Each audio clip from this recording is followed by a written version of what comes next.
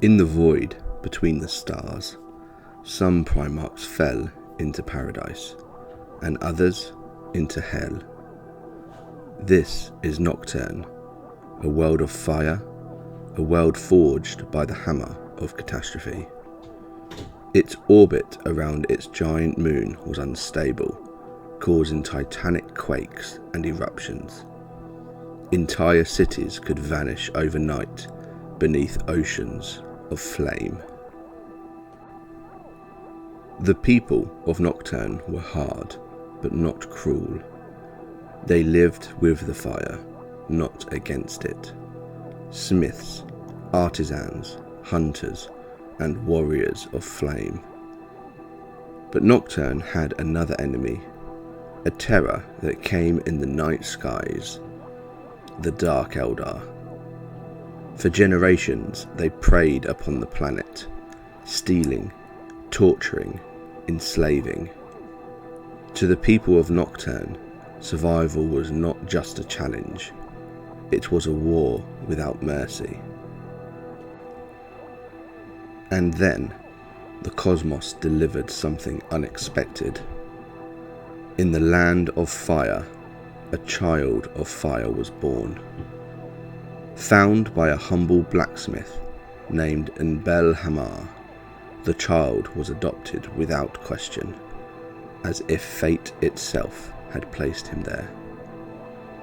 He was named Vulkan, after the god of their old myths, the god of the forge.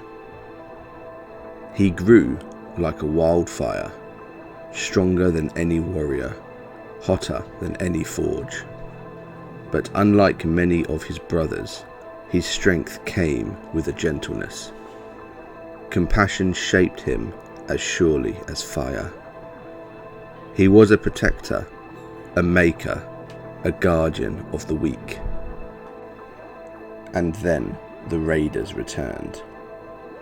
Vulkan fought them with weapons of his own craft, massive hammers, blades forged in volcanic flame.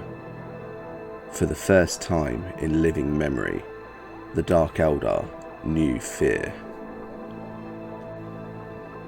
As Vulkan grew, so did the legend around him. He taught smithing, survival, and unity. He set for himself and others the 7 Trials of Prometheum, tests of strength, will, and craft. In these trials, he became more than a warrior. He became a symbol, a flame that refused to die. And then, one day, a stranger came. He did not come as a conqueror, but as a challenger. The 2 greatest beings on Nocturne met, fire born of the stars, and fire born of humanity's future. They competed first in the forge. Who could craft the finest weapon in a single day?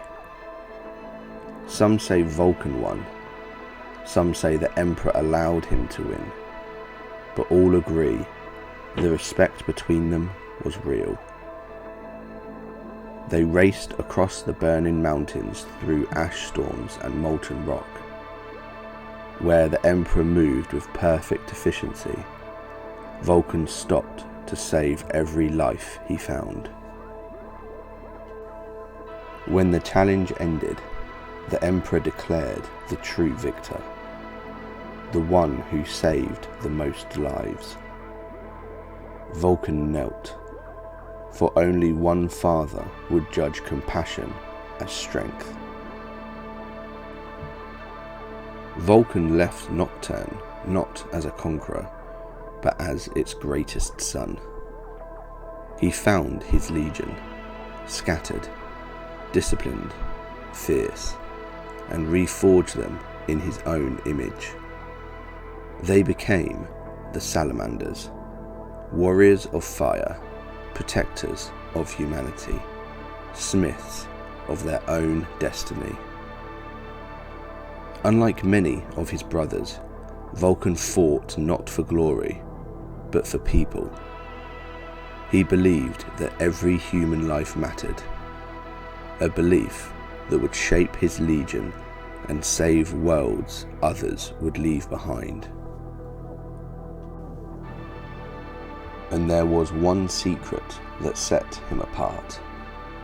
Vulkan could not die. Again and again he rose from death, not as a monster, but as eternal protector. Vulkan was strength without cruelty, power without arrogance, fire without destruction. He was the hammer of humanity, the forge of hope, the shield of the weak. And in a galaxy that would soon drown in darkness, Vulkan would remain the eternal flame.